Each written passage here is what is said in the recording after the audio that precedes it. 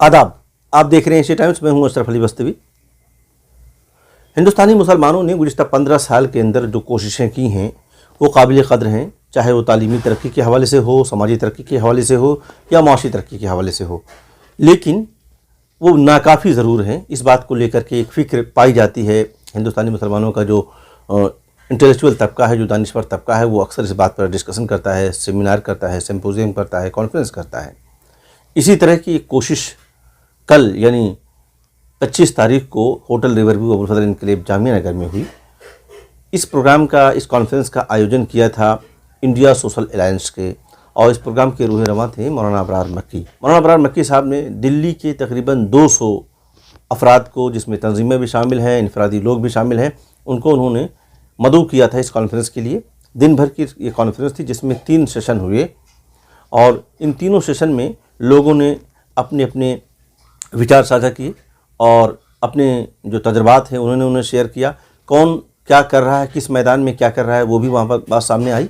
और कैसे कुछ लोग मिल करके, जो अलग अलग तंजीमें काम कर रही हैं, अलग अलग फ़र्द काम कर रहे हैं, कैसे एक दूसरे से मिल करके और बड़ा काम कर सकते हैं कम्युनिटी के डेवलपमेंट के लिए, ख़ासतौर से मुस्लिम कम्युनिटी के डेवलपमेंट के लिए। उस पर बात हुई है, दिन भर चर्चा हुई है। इस कदम की सराहना की जानी चाहिए, इसलिए कि ज़ाहिर सी बात है कि ये जो कोशिशें हो रही हैं अलग अलग तरीके से हो रही हैं, अपने अपने तौर पर, अपने अपने वसाइल के ज़रिए से हो रही हैं।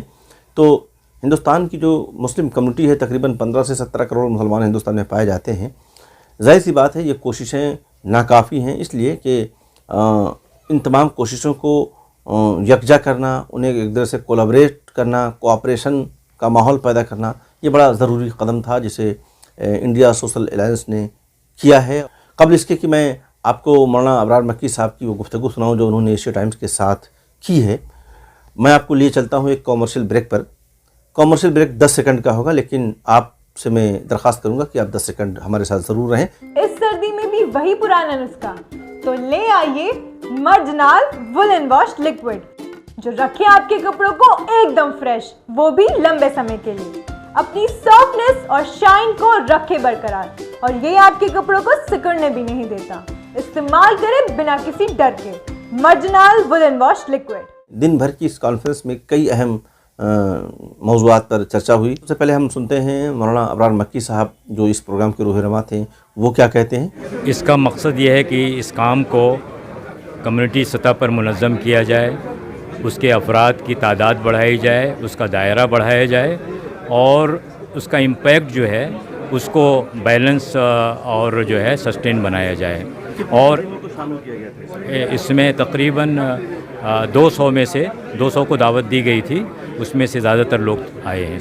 हमने बुलाया उन्हीं लोगों को है जो ज़मीन से जुड़ा हुआ काम कर रहे हैं, हाँ, जो ज़मीन से जुड़ा हुआ काम कर रहे हैं, और अल्हम्दुलिल्लाह उन्होंने अपने तजर्बात शेयर किए हैं। लेकिन इसके बाद ये सिर्फ कॉन्फ्रेंस बराए कॉन्फ्रेंस नहीं है, बल्कि ये 1 साल में इससे अंदाज़ा होगा कि हम ज़मीनी सतह पर क्या कुछ पेशरफ्त कर पाते हैं। आ गया है मर्जनाल वाटरलेस कार वॉश स्प्रे, जो करे आपके कार से डस्ट को बिल्कुल क्लीन, वो भी कम मेहनत और कम खर्चे में। सिर्फ 480 ml में करे पूरे 20 से 25 बार की सफाई। मर्जनाल वाटरलेस कार वॉश स्प्रे।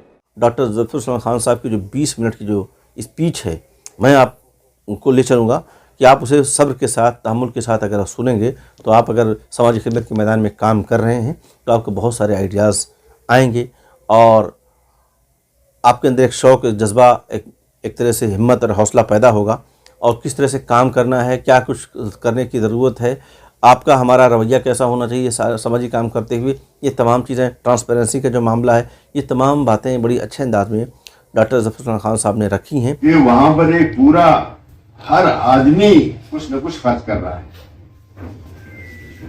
एक चीज होती है स्टैंडिंग ऑर्डर। हर आदमी ने स्टैंडिंग ऑर्डर अपने बैंक को दे रखा है कि मेरी तनख्वाह से हर महीना या मेरी इनकम से हर महीना फला फला फला इदारे को 5 पाउंड इसको, 10 पाउंड इसको, 15 पाउंड इसको, 2 पाउंड इसको भेजो। और ये तहरीक मिलियनों की है, बड़ी बड़ी तंजीमें हैं, जो ऑक्सफैम है, मैं ब्रिटेन की बात कर रहा हूँ, एक्शन एड है, ये छोटी मोटी नहीं है, बल्कि हमारे हिंदुस्तान के रुपए में देखेंगे तो अरबों की उनकी सालाना उनका जो बजट है, और ये सब आम आदमी से आ रहा है। अमीर लोग भी देते होंगे, लेकिन आम आदमी जो कि 5 पाउंड और 10 पाउंड और 15 पाउंड देता है, उससे ये आ रहे हैं। और वो सिर्फ अपने मुल्क में नहीं बल्कि पूरी दुनिया में काम करते हैं। एक्शन एड यहाँ पर भी है। मैं समझता हूँ यहाँ हिंदुस्तान में वो 500-600 करोड़ रुपए से कम नहीं खर्च कर रहे होंगे, कम से कम, शायद इससे ज्यादा ही कर रहे होंगे हिंदुस्तान में। और वो पैसा यहाँ नहीं जमा हो रहा है बल्कि वो यूरोप में जमा हो रहा है, वहां से यहाँ आता है। और यहाँ पर मुख्तलिफ सिविल में, चाहे वो हेल्थ केयर में हो, चाहे वो सोशल सिक्योरिटी फराहम करने में हो, इलाज में हो, बच्चों की तालीम में हो, वगैरह वगैरह बहुत से उन्होंने बना रखे हैं। और 790 करोड़ पिछले साल का ये था। जी जी जी, बहुत बड़ा उनका बजट है। तो ये एक मिसाल मैं दे रहा हूँ। और इसी तरह से जो ऑक्सफैम वगैरह है और दूसरी बहुत सी तंजीमें हैं, तो हम लोग क्यों पीछे हैं इसमें, जबकि हमारा खुदा जो है वाज़े तरीके से कहता है, और कुरान शरीफ में है कि पूछ रहे हैं कि क्या खर्च करें, तो क्या जवाब मिला है कुरान शरीफ में? कुल अफ़्वा, जो बच जाए वो खर्च करो। अब हमारे यहाँ बच जाए तो मैं सोचता हूँ कि मैं तो मर्सिडीज खरीदूंगा। मैं तो इस साल जो है स्विट्जरलैंड में जाकर के वो अपनी छुट्टी मनाऊंगा। मैं अपने बच्चे को अमेरिका में पढ़ाऊंगा, वगैरह वगैरह।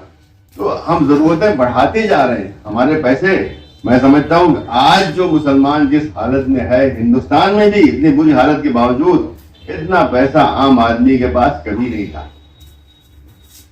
मेरे बचपन में, मैंने एक बार बताता हूं, मैं बिल्कुल छोटा सा था और गांव में मैं ननिहाल में रहता था। तो एक आदमी के पास रजिस्टर्ड पोस्ट आई सिंगापुर से। उसने खोला, उसमें 100 रुपए थे और वो आदमी खुशी से पागल हो गया, नाचने लगा, अरे 100 रुपए आए मुझे वहां से।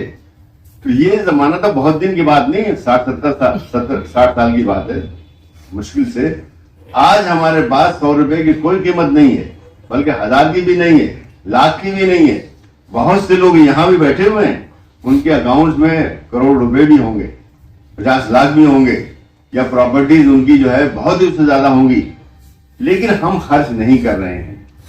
जो अल्लाह पाक ने हमसे कहा कि जो बचे वो खर्च करो, जो बचे तो बहुत कुछ है, अपनी जरूरत बढ़ा लें। हम भाई, अगर मेरा काम जो है छोटी सी गाड़ी से हो सकता है, तो मैं जो है मर्सिडीज ही क्यों सोचूं, मैं उससे भी आगे, बल्कि आजकल गाड़ियां आ रही हैं 1.5 मिलियन 2-2 मिलियन डॉलर की आ रही गाड़ियां।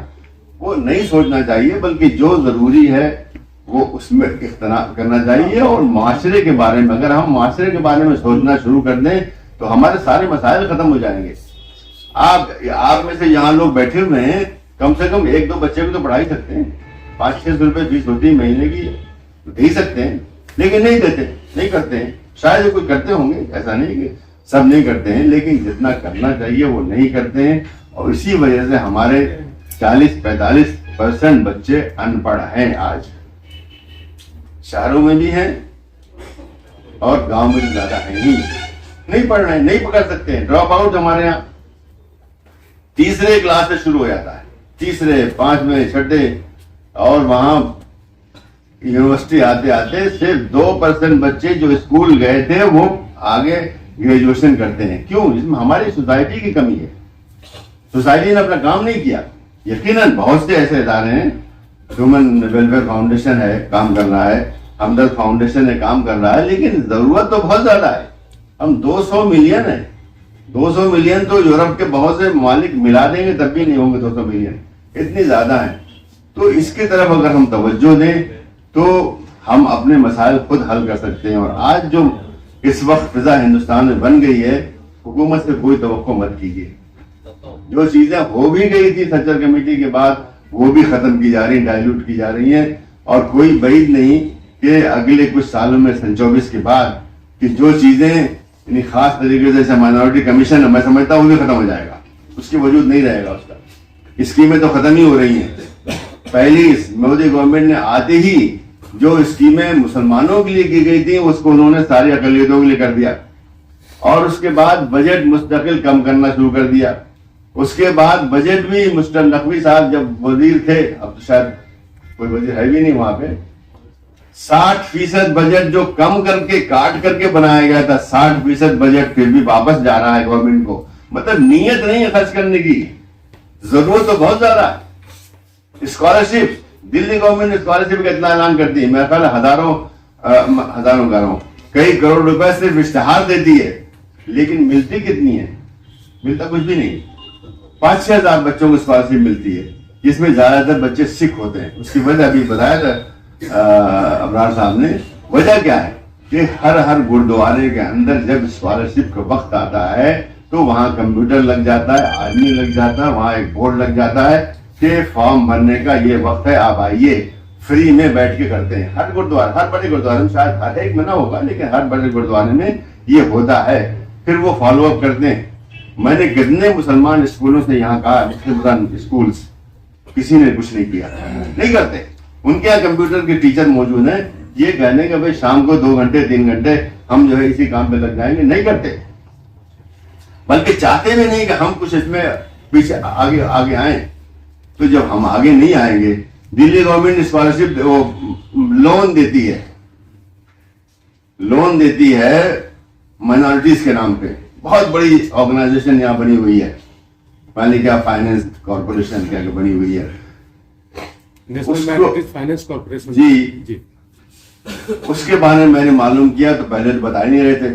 जब मैंने सख्ती किया तो डायरेक्टर साहब तशरीफ लाए, मैंने पूछना शुरू किया, बताना नहीं चाहते थे। जब मैंने बहुत सख्ती किया तो मालूम हुआ साल भर में उन्होंने 15 लाख रुपए लोन दिया। और लोन देने का 100 दस्खत आई तो 100 में से 2, 3, 4 को लोन मिलता है। और वो लोन भी क्या, छोटा छोटा लोन, 50,000, 1 लाख, 1.25 लाख। साल भर में 15 लाख उन्होंने लोन दिया।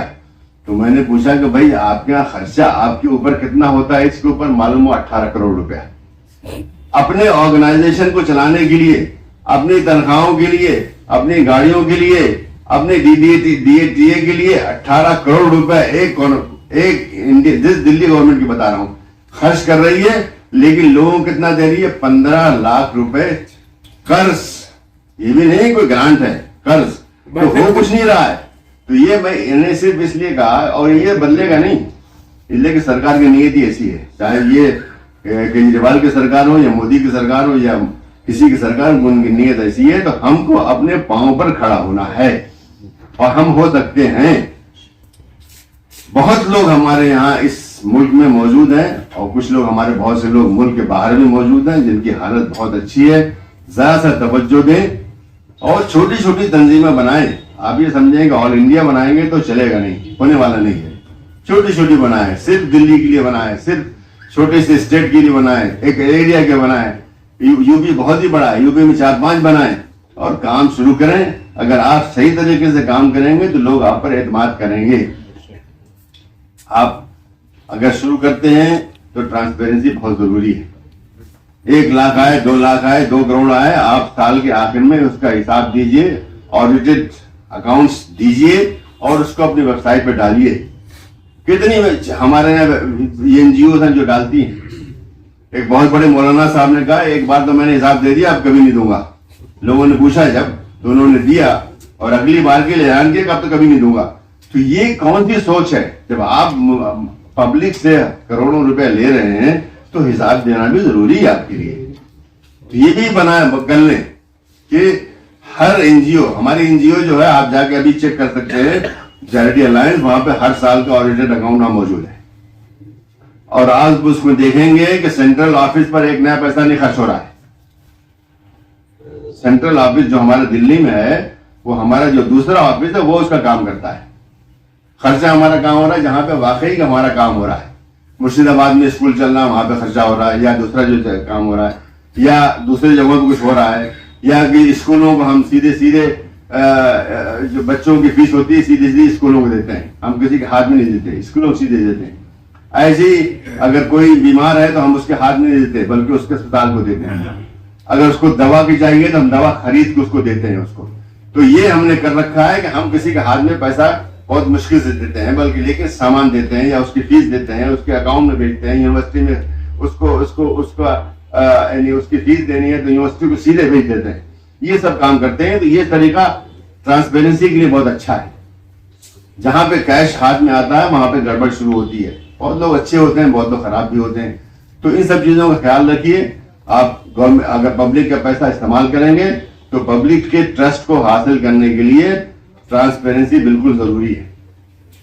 आज हर ऑर्गेनाइजेशन का वेबसाइट मौजूद है, उसके हर साल वहां पर आपका जो है अपलोड हो जाना चाहिए कि हमारे पास इतने पैसे आए, हमने ऐसे ऐसे खर्च किए, अब ये बाकी है, फला फला जगह हमने इस तरह से किया है। उससे फिर आपका ट्रस्ट बनेगा। अब हमारे यहाँ चैरिटी अलायंस को छोटा सा कोई बड़ा नहीं है, लेकिन मैं बताऊं कि हमारे ऊपर रेड हुआ, आप जानते होंगे शायद। उसके बाद जरा से लोग पीछे आए लोगों ने, लेकिन फिर वापस आ गए, इसलिए कि उनको उम्मीद है, वो जानते हैं कि ये जो है ऑर्गेनाइजेशन सही जगह खर्च करती है।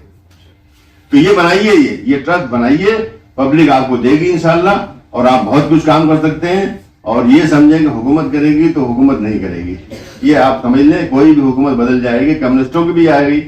वेस्ट बंगाल में हमने देखा, जहां अभी हमारा एक स्कूल चल रहा है मुर्शिदाबाद में, उस वक्त चल रहा है जबकि वहां पे कम्युनिस्टों की हुकूमत थी। कम्युनिस्टों कहा था बहुत ही प्रो मुस्लिम है, बहुत ही प्रो पुअर है, कुछ नहीं है, झूठ है। जितनी बुरी हालत वहां पर थी कम्युनिस्टों की हालत में, जब हमने वहां पे काम शुरू किया 2005 में, उस वक्त वहां भूखमरी हो रही थी, हंगर डेथ्स डेली।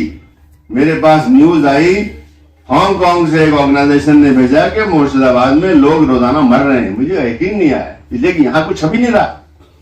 मैनेज कर रही है उन्होंने मीडिया को, कुछ नहीं छप रहा है। तो मैंने एक आदमी को फौरन, अपने एक रिपोर्टर को, हमने पर्चा निकलता था उसी दिन भेजा, हमने कहा जाओ। वहां गया तो वहां से उसने फोन किया, मैंने कहा जाकर फोन करके बताओ। उसने बताया कि वाकई मैं तो अपनी आंख से देख रहा हूं लोग मर रहे हैं।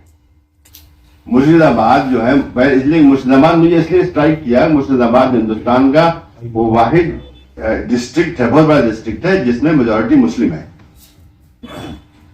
64% मुस्लिम है इस मुल्क में, जो है ऐसा एक डिस्ट्रिक्ट है, और वहां की हालत कितनी बुरी। तो मैंने कहा ठीक, तुम रहो, मैं आता हूं। मैंने फौरन फ्लाइट से टिकट लिया, मैं गया वहां, देखा वाकई इतनी बुरी हालत थी, इतनी बुरी। और कम्युनिस्ट वहां पे हुकूमत कर रहे थे 25-26 साल से, कुछ नहीं कर रहे थे। हर घर के ऊपर जरूरी था कि वहां पर वो उनका जो हैमर एंड सिकल होता है वो तो बना हुआ है, लेकिन आदमी के पास खाने के लिए नहीं, तो उस हैमर सिकल का क्या फायदा।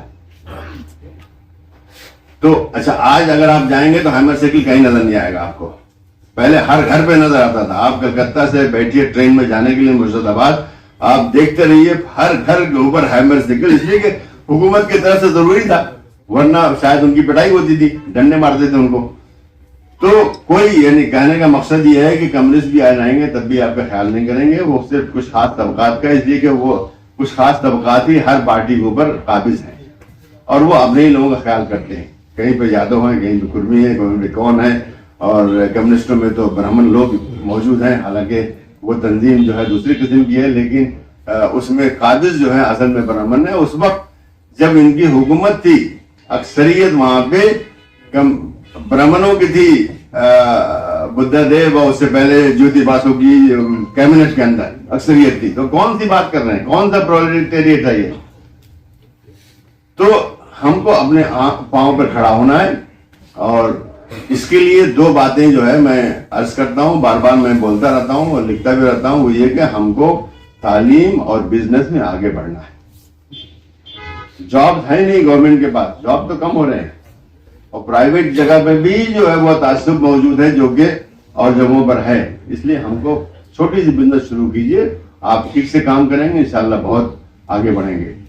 एक्सपोर्ट इंपोर्ट है, छोटी छोटी फैक्ट्रीज हैं, छोटी छोटी फैक्ट्रीज, आप बड़ी मत सोचिए, लेकिन छोटी सी चीज बनेगी। हकीम साहब ने बनाया था, क्या हुआ, धीरे से, थोड़ी के पहले दिन तो उन्होंने एक कमरे के अंदर बनाया होगा ना, लेकिन होते होते पूरा एम्पायर बन गया।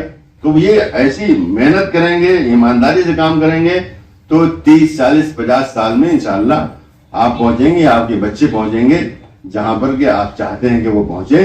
तो तालीम पर तवज्जो दीजिए, अपने बच्चों की भी, और वो बच्चे जो महरूम है तालीम से उनके लिए भी 1, 2, 3, 4, 5 बच्चे जो है उनको आप पढ़ा सकें। तो देखिए 20-25 साल में इंशाल्लाह हमारी हालत बदल जाएगी। ऐसी बिजनेस छोटी छोटी कंपनियां बनाएं, 5 लाख, 10 लाख, 20 लाख वाली कंपनियां बनाएंगे, करोड़ों की मत सोचिए, इंशाल्लाह वो भी बनेगी। तो आप देखिए हमारी हालत बदल जाएगी। आज दुनिया खुली हुई है। जो गाइड के आने के बाद जो है जो दुनिया बनी है, दुनिया खुली हुई है। आज एक्सपोर्ट इंपोर्ट आप कीजिए, जो चाहे कीजिए आप, गवर्नमेंट रेवेन्यू बना नहीं कर सकती आपको। और 20 चीजें यहाँ, 20,000 चीजें यहाँ मौजूद हैं जो कि एक्सपोर्ट की जा सकती हैं। आप कीजिए, उसको रास्ता खुला हुआ है। किसी भी चीज का, फ्रेश फ्रूट्स का, किसी चीज का भी जो है सबका रास्ता खुला हुआ है, बशर्ते कि आप कीजिए। मैं भी मनामा गया हुआ था, बहरीन गया हुआ था अभी चंद दिन पहले, तो कुछ बड़ी दुकानों वहां पे मुसलमान हिंदुस्तान के भी हैं, अच्छी खासी जो है, उन्होंने मुझे वो दिखाया। तो वहां पर समझ लीजिए कि हर सामान किसी और मुल्क से आया हुआ है। ये वियतनाम से आया हुआ है, ये इंडिया से आया हुआ है, ये पाकिस्तान से आया हुआ है, ये इंडोनेशिया से आया हुआ है, ये फलां से आया हुआ है। दुनिया खुली हुई है। तो आप भी इस चीज में हिस्सा ले सकते हैं, बशर्ते कि ईमानदारी से काम करें। छोटा सा काम शुरू कीजिए, इंशाल्लाह पहुंचेंगे। तो ये 2 चीजें अगर पकड़ लें हम, जो तालीम और बिजनेस, इन 2 चीजों में आगे बढ़े, तो देखिए जैसे कि यहूदी कौम है, देख लीजिए, यहूदी कौम बिजनेस उसमें मुलाजमत में नहीं जाती, वो बिजनेस में जाती है। पारसी कौम मुलाजमत में नहीं जाती है, वो बिजनेस में जाती है। 70,000 पारसी जो हिंदुस्तान में है, 70,000 है सिर्फ, 70,000 पारसियों का बिजनेस में जो हिस्सा है हमसे कहीं ज्यादा, हम 200 मिलियन है, हमसे कहीं ज्यादा उन 70,000 लोगों का है। क्योंकि तवज्जो से, ईमानदारी से काम करते हैं, मेहनत से काम करते हैं, मुलाजमतों के पीछे नहीं भागते। मुलाजमतें मिलने वाली नहीं है, जो थी वो भी कम हो रही हैं। तो ये 2 बातों पर तवज्जो दीजिए, तालीम और बिजनेस। इंशाल्लाह हम 20-25 साल के बाद वहां पहुंच जाएंगे जहां हम चाहते हैं हम पहुंचे।